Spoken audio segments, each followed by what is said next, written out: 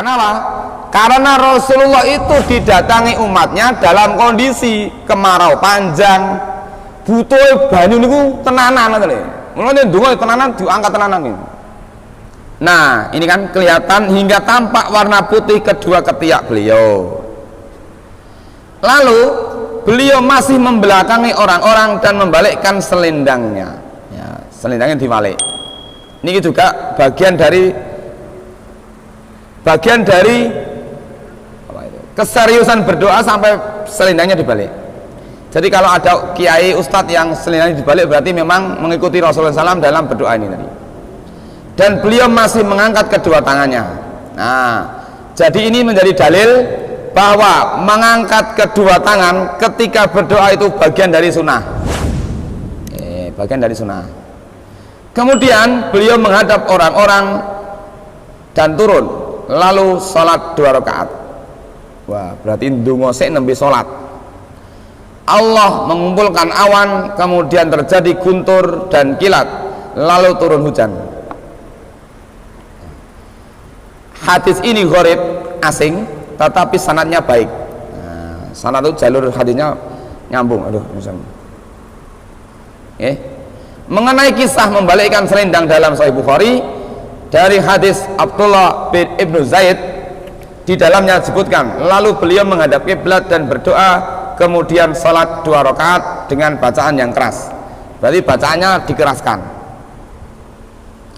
Menurut riwayat Imam Daruqutni dari hadis mursal Abu Ja'far al-Baqir, beliau membalikkan selendang itu agar musim kemarau berganti dengan musim hujan.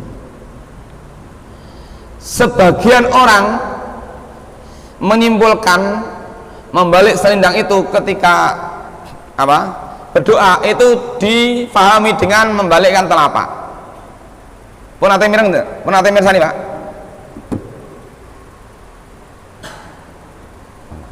Nah, jadi sebagian orang menyimpulkan kalau doanya itu tujuannya untuk menghindarkan dari musibah. Kok isine donga niku menolak musibah, niku tangannya dibalik. Mengkiaskan selendang tadi lho, Pak. Kula nate menangi tiyang donga niku Rabbana atina fid dunya hasanah wa fil akhirati hasanah. Terus doa itu dilanjutkan. Doanya isinya itu menolak sesuatu, memohon kepada Allah supaya terhindarkan dari musibah. Lah niku tangane diwalik. Diwalik ngeten. Piye to ki? Donga mah tangane madhep rono. Ya mengkiaskan ini tadi. Wallahu a'lam bishawab ya.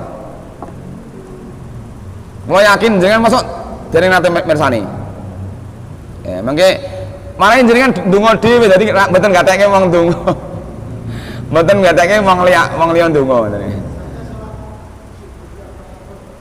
Pripun? Itu juga dibalik. Ya, maksudnya tangannya dibalik. Oh, oke. Berarti mengkiaskan ini tadi. Ya. Kita lihat di sini. Ada nggak keterangannya ya?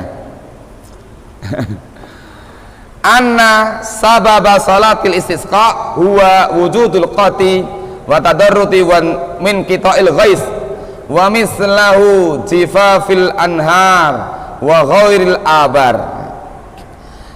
Bahwa sebab dilaksanakannya salat istisqa adalah adanya paceklik, adanya musibah, adanya tidak turun hujan, mengeringnya sungai.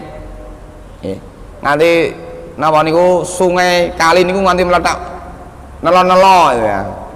Ya wa ghairil abar. Itu salah satunya. Anna salatal istisqa'i khutbatun takunu ala makanin alin. Bahwa salat istisqa itu dilaksanakan di sana ada khutbah. Khutbah itu disampaikan di atas mimbar, makanin alin. Mimbar itu berarti tempat berdiri khutbah itu lebih tinggi dari tempat jamaah. Jadi mimbar kok dhuwure padha niku artinya ya mboten pas. Mimbar niku idealnya ya harus lebih tinggi dari makmumnya. Kal jumu'ati wal id liyakuna asma'un lil khatib. Supaya suara khatib bisa lebih terdengar wa ablagu fil afham, lebih mudah difahami. Jadi ya pengajian bareng nggih ngoten Pak. Pengajian itu jane dhuwure padha karo jamaah ya sing mburi mboten ketok. Terus sing mburi ngomong mboten ngatekne no harapan ngantuk-ngantuk mboten ketara. Tapi kalau sing ngisi pengajian rada dhuwur. Nah niku kan pekewu. Ya, jadi namanya mimbar itu idealnya mesti lebih tinggi. Dulu sebelum Rasulullah pakai mimbar, beliau biasa berkhutbah di atas unta. Ya, berarti di atas unta. Terus saat ini yang dhuwur jaran. Assalamualaikum. Yustahabbu lil imami ayyu'idan nas waqtan aman yakhrujuna fihi lil musallal id. Disunahkan ya, kepada imam itu untuk memberikan memberikan ancaman memberikan peringatan kepada seluruh manusia yang hadir.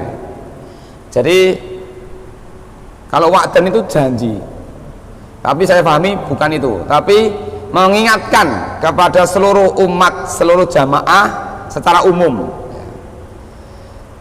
mereka supaya mereka datang keluar menuju sholat id, sholat tempat di mana ditegakkannya sholat istisqa tadi.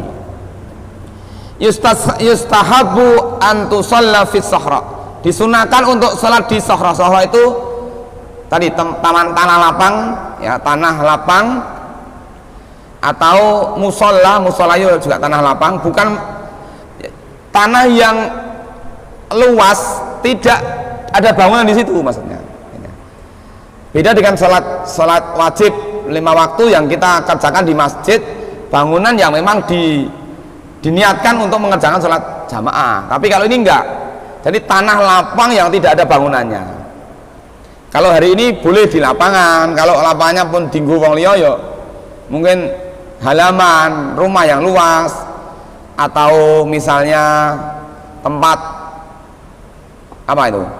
jemuran padi ya, biasanya juragan-juragan beras itu punya halaman yang luas. Anna waqta salatil istisqa'i ka waqti salatil id, dah tadi ya. Kina ma tartafi'u syamsu qaida ramhin ya, tadi sudah ya. Waktu salat istisqa itu seperti waktu salat id, yaitu ketika matahari meninggi setinggi 1 tombak. Hadza huwal waqtul afdal fi salatiha, inilah waktu yang paling utama untuk mengerjakan sholat istisqa.